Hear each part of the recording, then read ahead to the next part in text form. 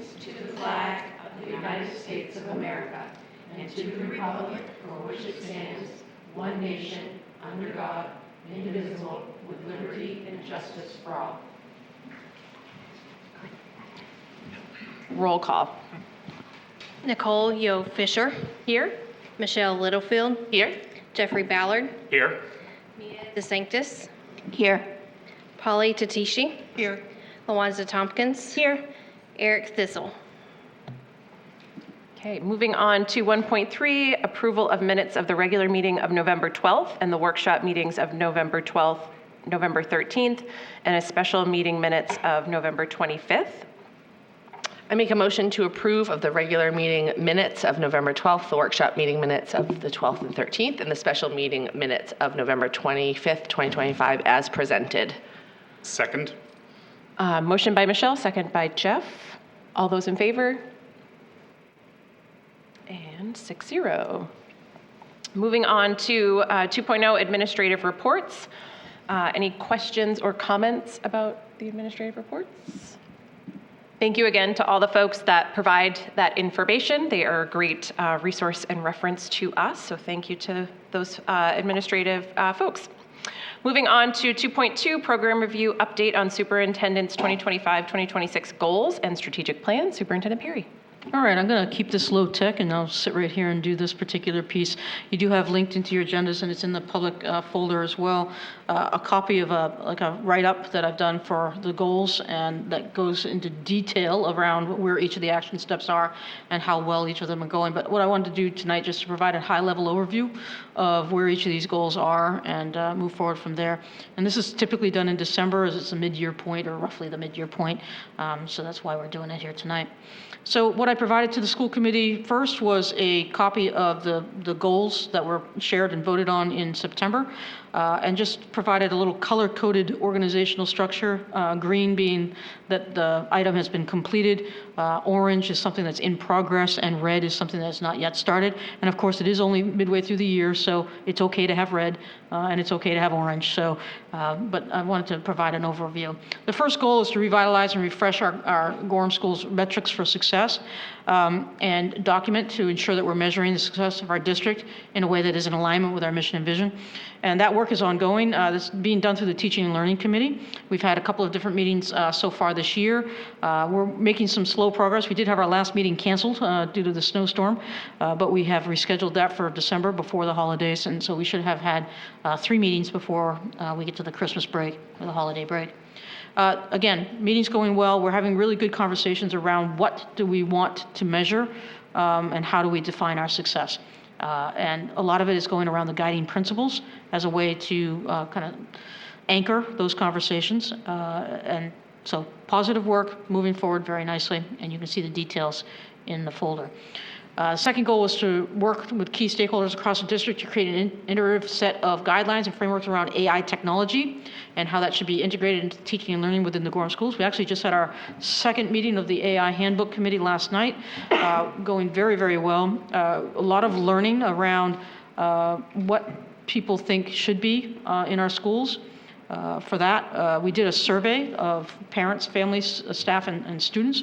Very interesting survey results that we went through last night as a group, just talking about, there's a lot of uncertainty. There's this really solid group in the middle that hasn't really put their foot in the ground, whether they like AI or not, or how it could be used with students and whether or not it should be used with students. And so it's an interesting piece to work on. So we're kind of muddling our way through that understanding. We're also looking at other guidebooks and handbooks that might be out there across the country and kind of talking about what do we want ours to look like? What do we want ours to perform? What function do we want it to have? So that's going very well, and we continue that work.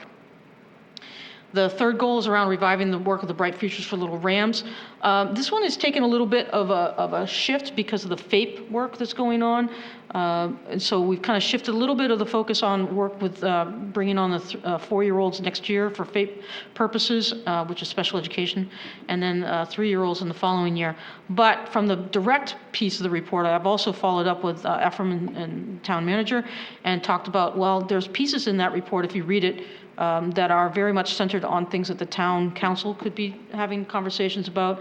So Efren and I had a good conversation, and he would like to take components that are in that and really kind of push them off to like the ordinance committees and some of the committees that the town has to put some of that work into place and have discussions about those things.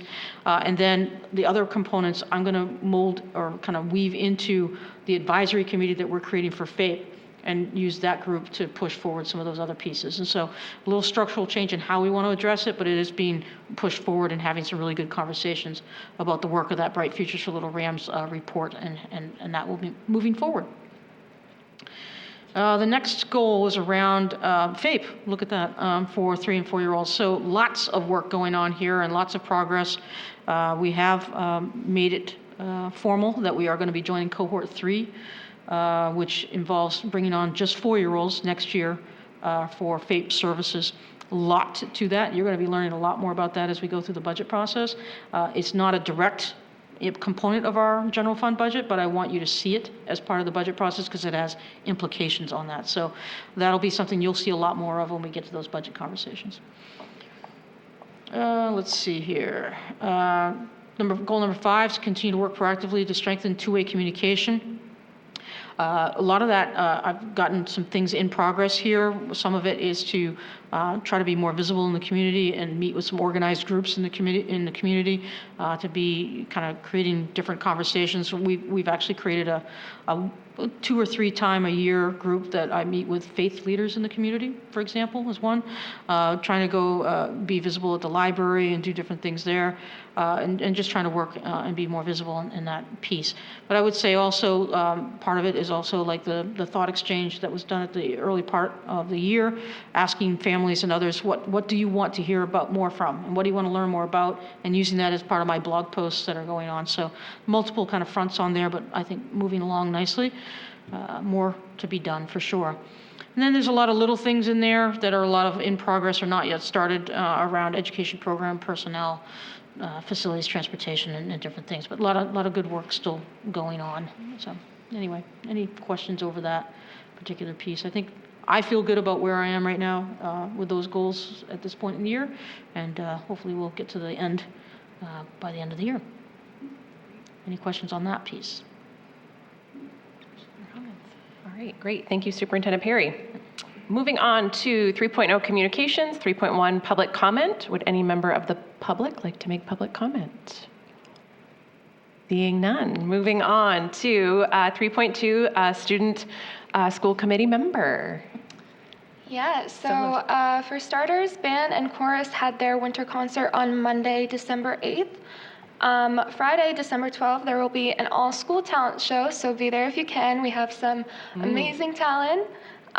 Something Rotten is in production currently, as well as the One Act Show, which is getting up and ready with preparations. And last but certainly not least, winter sports are in full swing, with many already having their first meets and games. Awesome, thank you so much. Any questions or comments? Very exciting. That talent show looks really cool. Yeah. Awesome, thank you so much. Of course. Moving on to 3.3 Superintendent Perry. Yeah, so before I launch into sort of the formal report, I would be remiss if I didn't use this opportunity tonight to just thank everybody that's been involved with the Narragansett gas leak situation that we've been dealing with this week. That has been just a lot of effort, partnership, collaboration to get to a point where we just announced earlier today that we will be opening school again tomorrow safely for all students and staff members to return to school on a regular schedule tomorrow. I sent a parent letter out this evening that I think was a little more detailed about what the processes were, so folks could check that out. I also linked it to posts on the social media, so I'm not going to read that letter right now, but please know that that's there. It has a lot more detail about the specific steps that were undertaken to investigate what happened, to determine what the cause of the gas leak was, to repair it, and then to ensure that it was fully fixed and that the school was safe before reopening. So there's a lot of information in that letter. If you haven't seen it, please go online to check that out.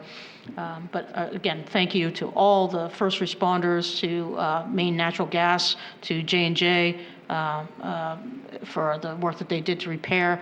Our maintenance folks, the Gorham Fire Department's been really instrumental. Of course, on the day that occurred, the PD, just really incredible support, and the staff and families. And the patience of families to have to go through that twice now, just incredible. And we've gotten a lot of really positive feedback from how that's been handled.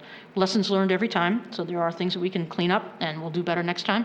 And we have been debriefing on that a couple of different times. We had a debrief with the district leadership team, and we got another one coming up a little later on with the school staff as well. So we'll get the lessons learned and do better each time. All right, so I'm going to move now on to the more boring stuff, which is my typical report.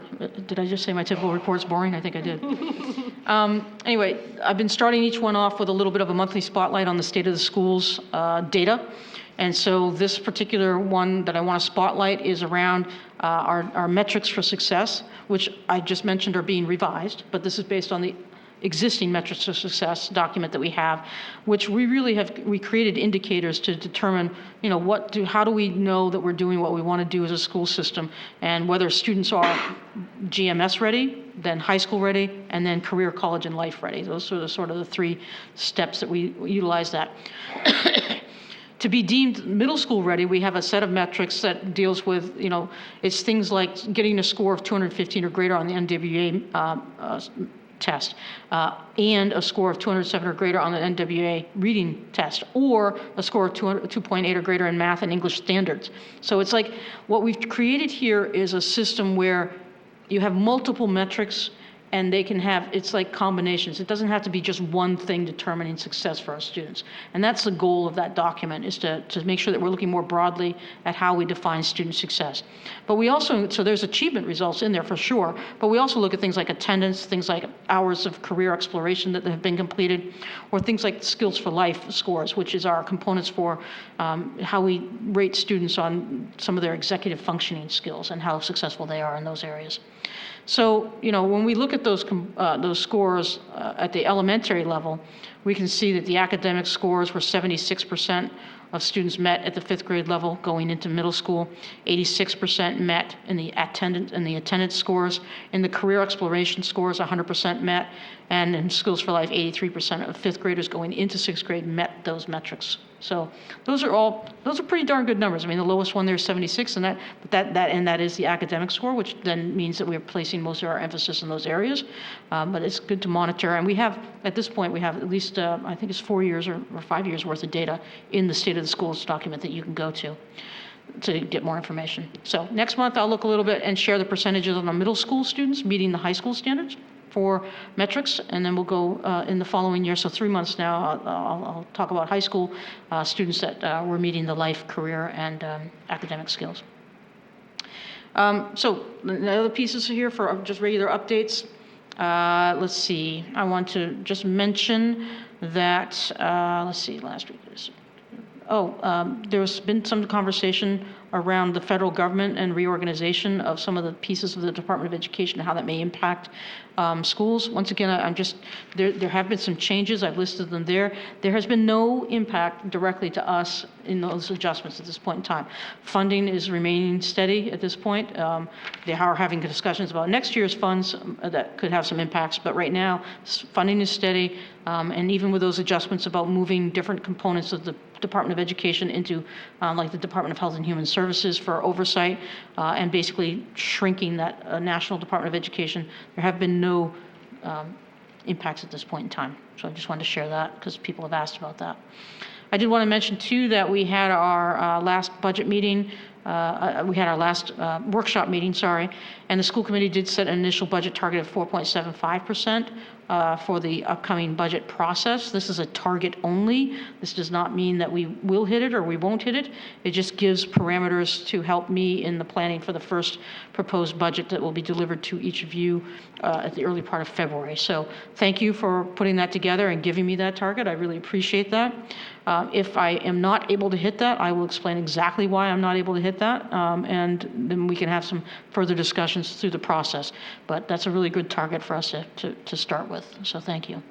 And then a reminder that we'll have a joint meeting with the town council on the 16th, which is next Tuesday at 6:30. And that's going to be an opportunity for us to talk with the town council about what they see for priorities in their budget process this year and maybe another year or two out. What are we seeing on the horizon? It'll be an opportunity that I share with them and we share with them what we're seeing on the horizon for schools as well, and just a good sharing of information. So that's a really, really good meeting. I would encourage to make sure that we're attending. I'm going to skip over the rest of this stuff. I think you can read just fine. If there's any questions, certainly happy to answer any questions that you might have. Any questions for Superintendent Perry? Comments? All right, great. Moving on to 3.4 School Committee. Lawanza, you want to start?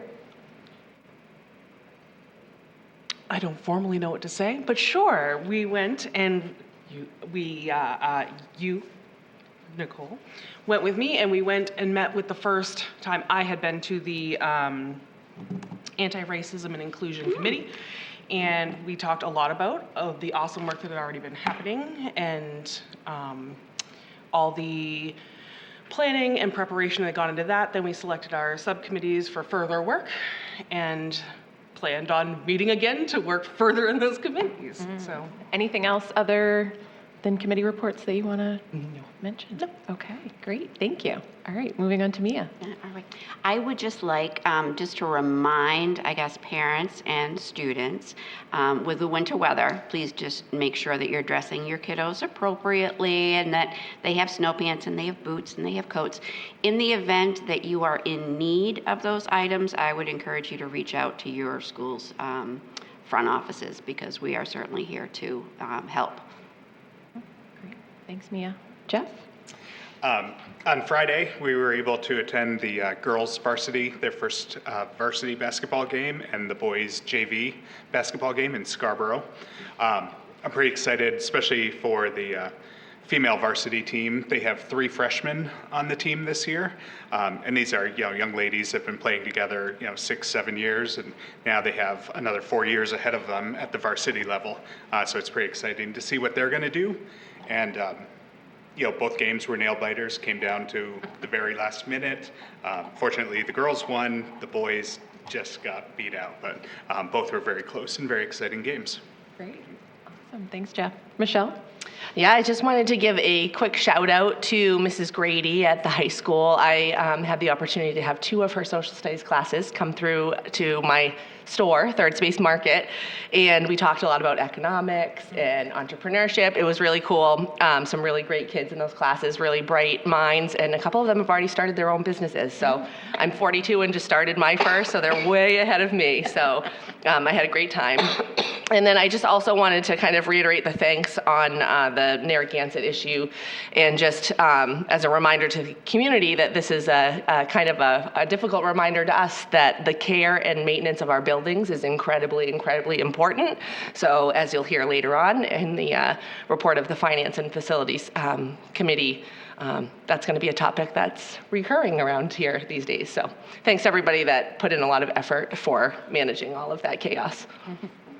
Thanks, Michelle. Polly? You don't have to say anything. No. I have nothing to report. Okay, all right, great. Thanks, Polly. I will say the same thing as Michelle, as an affected parent of a Narragansett student.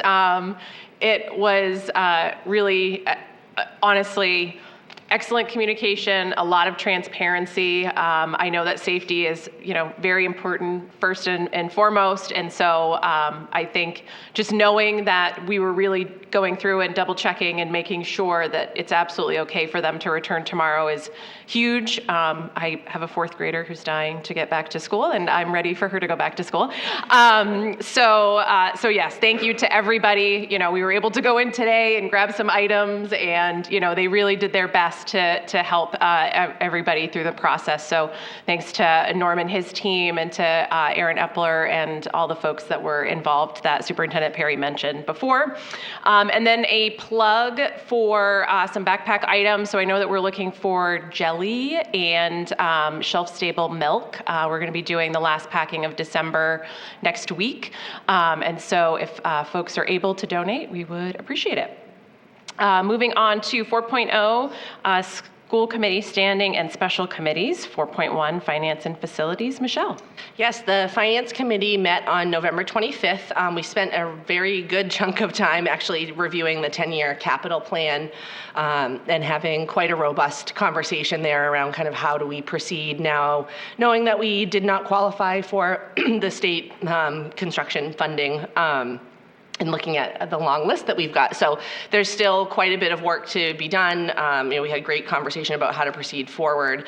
So there's a lot of work that's going to be happening behind the scenes to kind of revise that list and bring back updates. So more to come on that significant topic. We also talked around the bonds and bond ratings and did our traditional kind of review of some preliminary data around the FY27 budget development process, which you guys I think are all aware of because we had that meeting following to set the target. And then we did our review of our financial statements, our sub-report, warrant reviews, et cetera. So our next meeting will be held on January 28th. There's no meeting in December, and that'll be at 6 p.m. here in the upstairs conference room. Great. Thanks, Michelle. Any questions for Michelle? All right. Moving on to 4.2 Policy. Mia? Okay, we met just previous to this meeting at 5:30. Had some great conversations. One of the first things that we talked about that I will review more in depth is the policies that are up for second read. So I'll talk a little bit about that later in the agenda. We also were able to squeeze in 4 policies that we talked about: student use of vehicles during the school day, motorized vehicles on school property, school community relations, and parent involvement in Title I. We had some brief conversations about that, and we'll be hoping to bring those forward for first read sometime in January. And then we spent the rest of the time talking. There are 2 new policies that we're bringing forward. They're brand new, based on legislation. And the first was temperature standards for schools, and we talked a lot, some notes. It pretty much, we used, MSMA had an example that we used as a guide. It essentially talks about different ranges of hot and cold temps as an optimal comfort zone for teaching and learning, and we discussed the practical measures when it's outside of these comfort zones. So that, if you'd like to look over, we're ready to bring that forward for first read tonight. Another policy that we talked about that is being brought forward based on legislation is the cell phone and other personal electronic devices in school policy. We spent a lot of time talking about that. There is a link here to the meeting minutes, but Heather, who usually does the minutes, we spent so much time in discussion, those minutes are not updated at all. And so Heather didn't have a chance, we spent so much time talking that she didn't really have a chance to update some of the changes that we talked about. So at this point, we'd like to suggest that this is tabled until a later date. We can talk more about that later on in the agenda. Awesome. Any questions for Mia? All right, great. Thank you. Moving on to 4.3 personnel. Eric is out tonight, but the personnel committee has not met since the last meeting. The next meeting is scheduled for January 14th at 6 p.m. and I'm assuming in Assistant Superintendent Donahue's office. Is that right? Actually, it's going to be in my office yet. No, that one's mine. Yeah, there too, was yeah. a switch. There was a Okay. switch. I'm doing that now. And if I could add, I know Eric's not here tonight, but I could add that he has reached out to Michelle, gotten some of the information from the survey that was done for your self-evaluation, and we're going to be incorporating a draft of the goals that we will have ready for discussion on the 14th so that we can speed that process up a bit. Awesome. Great. Thank you. Moving on to 4.4 vocational education. Jeff. Yes, so I attended the meeting in Westbrook on, when was that? Sorry. the last meeting, right after our first meeting. Definitely did not draw the short straw by getting the vocational education committee. Had a wonderful breakfast. Then we were able to have a presentation by second-year electrical students, including a young lady from Gorham, and they talked about different projects they've been working on, the benefits that they get from the electrical program, like certifications. They're coming out of the program with practical certifications that can get them employment opportunities right away with local companies. They had done a soldering project, and they were all successful on that, which didn't sound like that was a common thing, that they're all, first time successful. So that was pretty neat. Then a lot of the meeting was spent talking about different recruitment activities, and it was really neat to see kind of the way that they're thinking outside of the box to kind of meet students where they are today. So they're starting to work on like TikTok style recruitment videos, because where today's students may not want, a brochure and a handout. So it's engaging them kind of where they are, which was a good outside the box thinking that was impressive to see. At Westbrook, they have the Reach My Teacher app, and they've had great success with parental engagement, having a lot more engagement with the parents. They're coming out at higher rates for like parent-teacher conferences because of the interactions that they're having through the app. So that was exciting to hear about. At Pathways, they mainly spoke. They have been recruiting for an HVAC instructor, and they were doing 2 interviews right after us, and they had 2 strong candidates, and they've probably already made a hiring decision. I think they were going to try to have it by now. And their student council has been working on engagement within, because in the technical schools, a lot of the programs kind of operate within silos.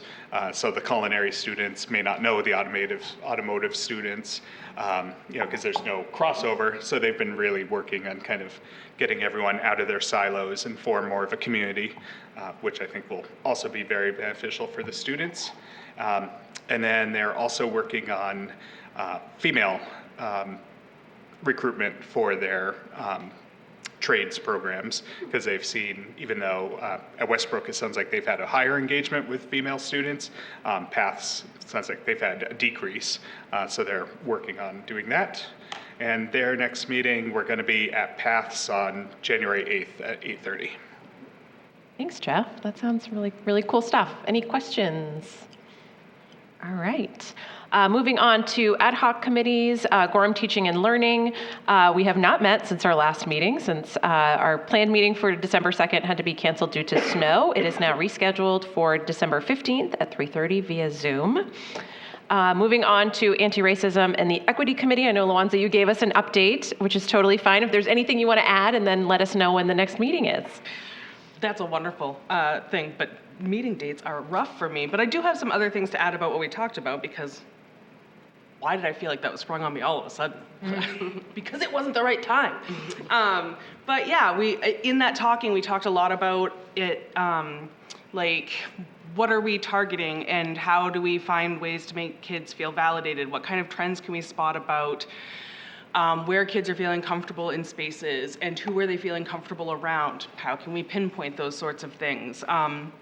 Really kind of sussing out the concepts of identity and all these other concepts that tie into keeping people included in school spaces. And those groups that we did break down into are going to be covering things like partnerships and coalitions, events and learning, resources and toolkits, and policy and advocacy, which is going to keep us kind of focused in the little groups so we can come together and come up with a really well-rounded way to approach a really big subject. So going to be a lot of really fun work coming up. If I was to look at my calendar, I'm going to bet It is the 22nd, January 22nd at 5:30 at the library. It's been on my calendar. That's okay. So I haven't received that invite. So good thing you know. So yes, the 22nd. All right, awesome. Any questions for Luanza? All right, moving on to Dropout Prevention Committee. Mia. Yes, we met prior to our last school committee meeting. That was on Tuesday, November 12th.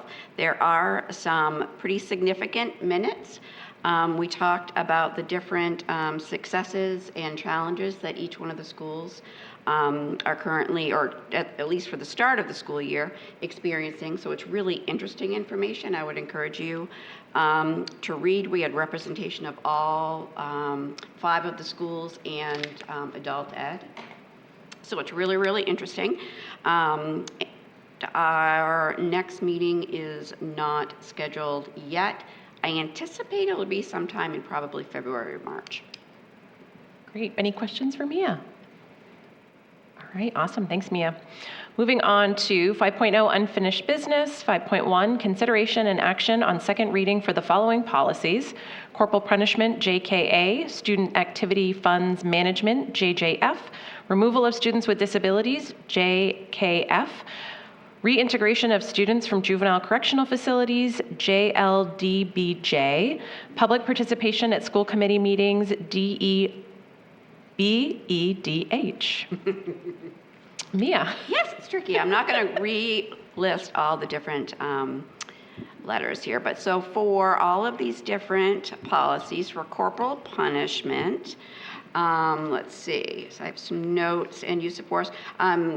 The policy committee did not put forward any recommended changes for first read, and we did not receive any feedback from anybody that they would like to make any additional changes. So we're just bringing that forward as is for second read and approval. Let's go to, sorry, it's not letting me. So student activities fund management. Again, the policy committee originally suggested no changes, and we did not receive any recommended changes from anyone. So again, we are going forward with second read and hoping for approval. Public participation at school committee meetings, there was some changes that were suggested that were reviewed at the last meeting.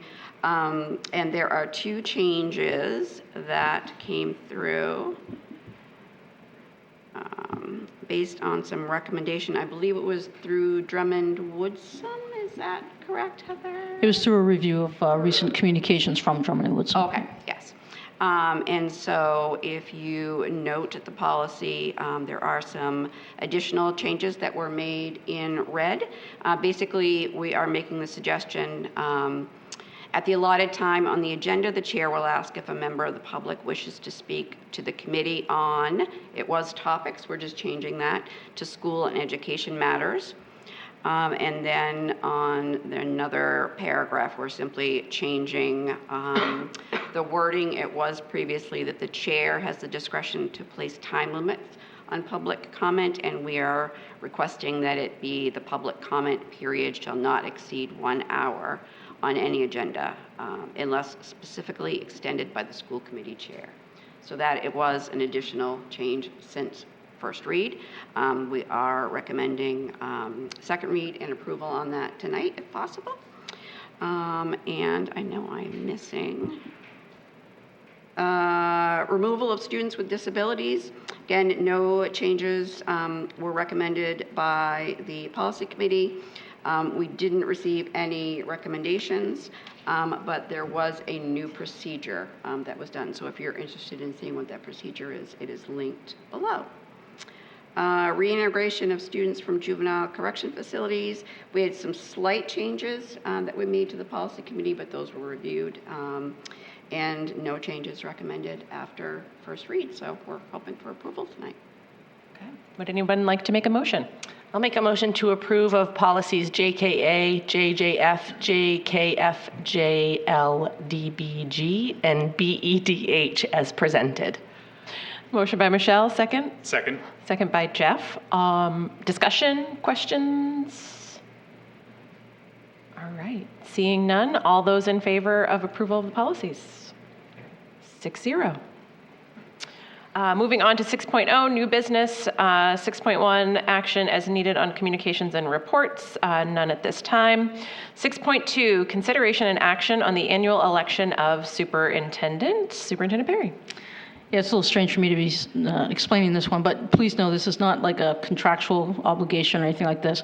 This is actually a annual required motion that the school committee and school boards across the state of Maine have to take in the month of December. It really has nothing to do with contracts or anything like that. It's just indicating to the state that you are planning on keeping me for a little while anyway. So that's what this really is around. So it's basically just an annual election of the superintendent.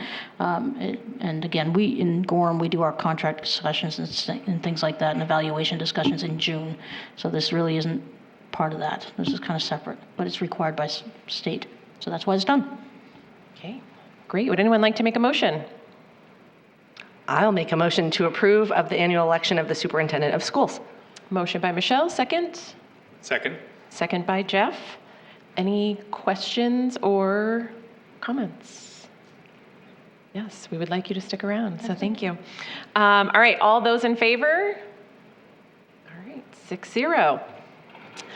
Moving on to 6.3, an action to approve the report of the fiscal sustainability and to create a ongoing joint committee with the town council to instruct the school's finance committee to work with the town's finance committee with 4 community members appointed by the town council's appointments committee to work on the first 3 priority recommendations of the fiscal sustainability committee on an as-needed basis and report back to the school committee and town council. That was a mouthful. That was. I'm sorry. Now, please know that's longer than our typical motions and actions are on our agenda. But I wanted to mirror the motion that was and the items and the wording that was on the town council's meeting last night. The town council did discuss last night this very same motion and did approve of it. Really, in reality, what does this do? This would basically thank those members of the original Fiscal Sustainability Committee for their service. It would accept the report that was provided and created by that committee. And then it would create an ongoing subcommittee, but not separate. The subcommittee would not be a separate subcommittee. It actually is going to be part of both of the town and the school's finance committees. So it kind of nestles this continuation of the work underneath of both the town and the schools jointly finance committees. And so it would be up to the chairs of the 2 finance committees to get together and to bring these other folks on board. It also establishes 4 additional members that are from the community, and it requests that, based on discussions from town council last night, what they would like to see is that we look to the people that already served on the initial committee to see if they're interested in continuing. If they are, then that's where we will go. If there's more than 4 that want to do that, then it would have to go to the appointments committee from the town to decide who the 4 are. If there are less than 4 that want to do this from the original committee, then people that are interested would go through the appointments committee from the town council to join this particular group. So that's kind of what this does. And it also directs that the first work of this group, once it gets reformed, is going to be to look at those first 3 recommendations and to begin working on making those a reality and moving forward with those. So open to any questions if you have them. Michelle is certainly a very good participant on that. So. Yeah, go ahead, Michelle. Thank you very much. I also have a question.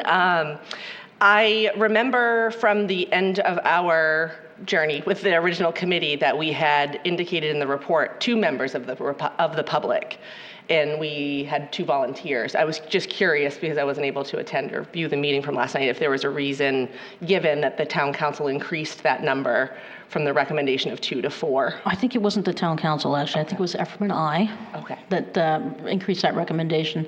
Just trying to ensure that it wasn't too front heavy on those individuals that were already elected in seats of governance, that we had a strong community voice that might represent multiple perspectives. Gotcha. Thank you. That makes sense. Okay, would anyone like to make a motion?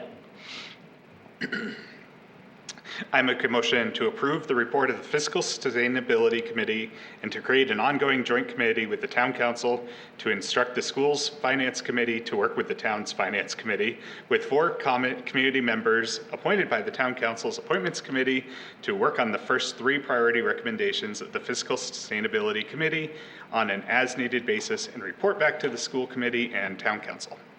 Second. Motion by Jeff, second by Michelle. Any questions or comments? I would just like to say, again, like we've mentioned before, thank you to the folks that were a part of the original sort of cohort that were discussing this. I think it's excellent progress was made. I think it's definitely strengthened the work, being able to include members of the community. It strengthened the relationship between the school committee and the town council, and that we've been able to do a lot of great work since that. And I think continuing on with this subcommittee nestled under the finance committees, it's going to continue to do some really great work. So very appreciative of that. And I do believe too, mentioning the 4 community members, it was discussed at last night's meeting, that they would be reaching out to folks who are already a part of the committee and then going to if they got more than 4 folks that were interested, then it would go to the appointments committee. So just to kind of recap the discussion that happened last night. All right, if there are no other questions or comments, all those in favor? All right, 6-0. Okay, moving on to 6.4, first reading of the following policies. Temperature standards for schools, EBBD, cell phones and other personal electronic devices in schools, JICJ. Mia. And I need to apologize because I spoke to these a little bit out of order when we were in the policy, I was debriefing the policy meeting. Again, these are both brand new policies. They are required policies through legislation. For the temperature standards for schools, we are recommending that for first read tonight, so please take a look. Again, we use the MSMA example as a guide. I did compare what we had put together with that guide, and I think that ours, quite honestly, is a little bit more detailed and a little bit more descriptive. So take a look at that. It does discuss the ranges of hot and cold temps as optimal comfort zones for teaching and learning. And it discussed practical measures when outside of those comfort zones. So just different suggestions on what can be done to make it more comfortable for learning. So take a look at those. For the cell phone and other personal electronic devices in schools, again, that is a brand new required policy. We had a lot of discussion about it. I'd like to table it. I'd like to suggest tabling it at this time. We are currently doing a survey to parents that Superintendent Perry had sent out, and I think that we'd like to also look at some of that data as well before we're ready really to bring it forward for first read. Okay. So there is a request to table the cell phones and other personal electronic devices in schools first reading. So I do need a motion to table this item until the next regular meeting in January. I'll make a motion to table the cell phones and other personal electronic devices in schools, JICJ, until the January meeting. Great. Motion by Michelle. Second? Second? Second by Jeff. All those, or I guess discussion, questions about that if we're opposed? Yeah, go ahead. I just really want to make a comment for the public that, this is a very important policy discussion, and now is the time for input if you have it. So please, parents, community members, school community members, please communicate with us because, I think all of us have the desire to do the right thing and make the right choices, but this is one that affects everyone, and your input is welcome. Great. Thanks, Michelle. Any other questions or comments? All right, seeing none, all those in favor of tabling this first reading? All right, 6-0. And with that, we are adjourned for the evening. Thank you.